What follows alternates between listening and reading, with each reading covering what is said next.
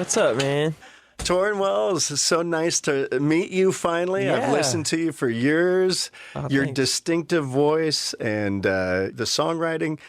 It's just not fair, though. You're so multi-talented, playing all the instruments. Oh, gosh. I stop. see you playing the piano for Hills and Valleys, Yeah. and playing guitar on another song, and then you can dance, too. I try to. I enjoy dancing. It's better in my mind than it is in my body. Well, that's for sure. I've seen you on stage, and I've seen your video. Don't have to fake it. Yeah. And you can legitimately That was dance. so fun. 30 dancers in a warehouse just making it happen. It was a blast. Wow. Yeah. So what's next?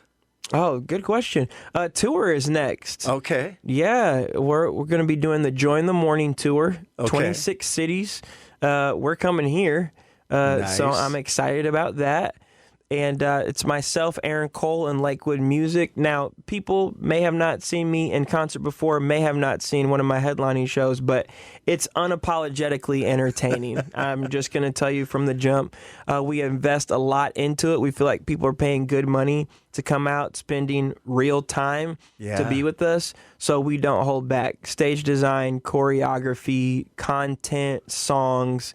I have been to a few shows lately where I've seen people sing and do their thing, and it wasn't enough for me personally. Right. Yeah. I want to see you almost die on stage because I want that level of fire and passion and belief. So that's what I bring. And then it's also like unbelievably spiritual too, because Nice. I got these Pentecostal roots, and Okay. I love to just flow and see what God wants to do.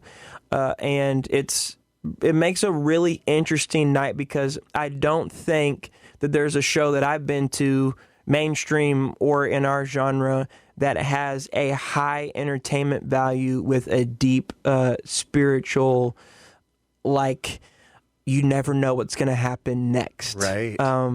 Factor to it. So I'm excited. We'll get out there this fall, and people can get tickets at taurenwells.com. Very good.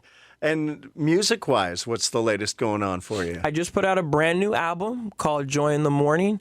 Just came out this summer. So we're starting to step into the collab space where we get to bring in a few people on different songs and re-envision some of the songs. So we'll have some new versions of the Joy in the Morning songs coming out soon. Okay. Yeah. I saw you do a little of that on your last album, too. Oh, yeah. I love collaboration. I just love it. I used to think that the apex of success was saying, I did it, I wrote it, I conquered it. And then I learned it's actually a lot better to say we did it. Yeah. Yeah. So More yeah, skin in the game. absolutely. And I think when you bring people in, you just elevate one another. Yeah. So Yeah, it's contagious. yeah, absolutely. Love it. That's so cool. Now tell me about your background. I know with my kids, we used to listen to a group called Royal Taylor. Yeah. We thought, this vocalist is so awesome. Thanks for being a day one, bro. We thought, this is amazing. And that's a sort of a different genre. And then you did some work with Toby Mac, heard you on one of his tunes. And then all of a sudden, this Tauren Wells guy from Royal Taylor is solo, and he's doing a little different style of music. And you kind of cross genres as well. Right? Yeah, I guess so. It's funny, I was actually asked the other day in a coffee shop, this girl in, where were we? We were in Oklahoma City. Okay. And we were, a bunch of my guys, the band, we were there getting coffee, and this girl was like, are you guys like a band or something? Because there's 10 of us, you know?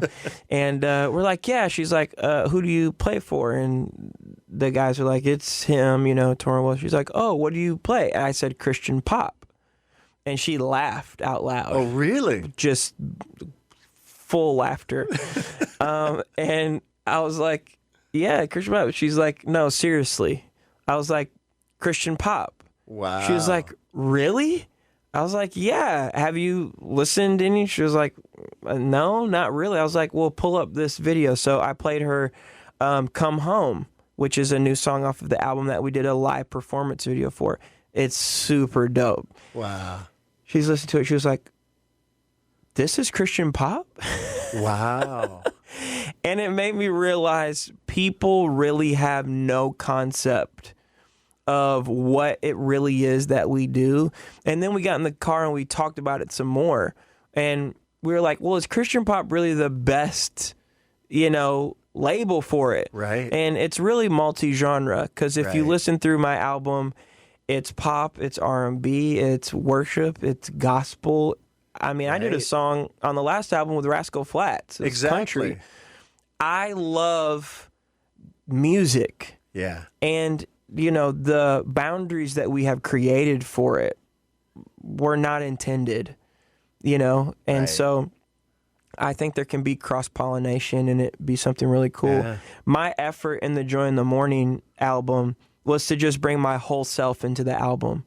So I wanted songs that gave context to friendship, relationships, worship of God, Yeah. belief in each other, and so we go through, all of those spaces on this new one. That's so cool. Yeah, Christian is content, not style. Yeah, exactly. The message. But even that, I've had some conversations recently about it. Like, it doesn't have to say Jesus to be Christian. Right. I wrote a song for my wife through the lens of my faith about empathy. And it doesn't say anything about God. It doesn't say anything about I'm going to pray for you or anything like that. But I've been struck by this quote by Tozer that said, once a work has been sanctified in the heart of the believer towards Christ, the believer can do no common act. Interesting. So everything that I do that is through Jesus, for Jesus, and in no way contradicts the ways of Jesus is holy. Right. So you can't tell me that just because it doesn't say Jesus that it belongs to him any less. Right.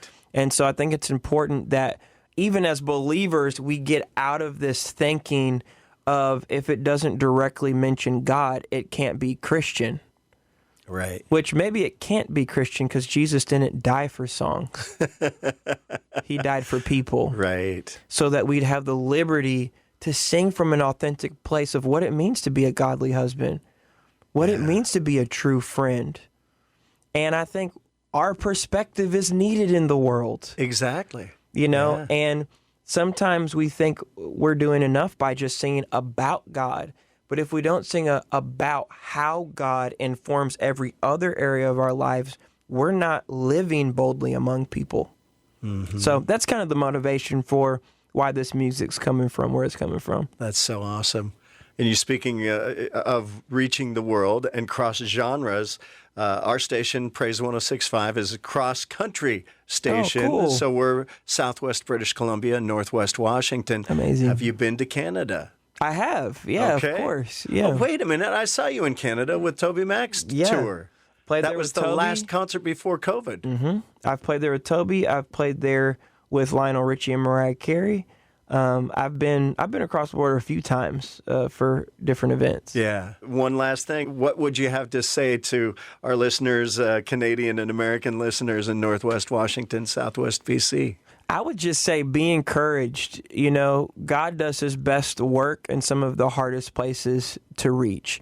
And I feel like that's certainly the case here in this part of the country. I keep up with the most unchurched cities list, and this part of the country is usually in the top 5 most unchurched areas. But that's really where God has the most potential to do the most work. Right. And so I think what I'm talking about is actually really important because it liberates people beyond the musician or the songwriter. It's the construction worker. It's the school teacher going into every sphere of influence with a great sense of purpose, that you are carrying Jesus into these spaces, and what you do really matters. It's not a common act, like Tozer has encouraged us with. Right. When we sanctify our lives to Jesus, the classroom's now holy. Yeah. The conference room is now holy. The doctor's office is now holy. The microphone is now holy. Yeah. And so don't disqualify what you do. Paul did an amazing job writing, 2/3 of the New Testament, but he was also a tent maker. His work in being a tent maker was just as holy as his writing of the scriptures. So don't discount what you would see as common. You can do no common act. That's so awesome. Thank you. We have Yeah. Tauren Wells here in the studio, Praise 106.5. So glad to have you here and excited for your upcoming projects and want to get you back in the area for a concert. Looking forward to that as well. Thank you so much, man. Thank you for having me. Absolutely. Thank you.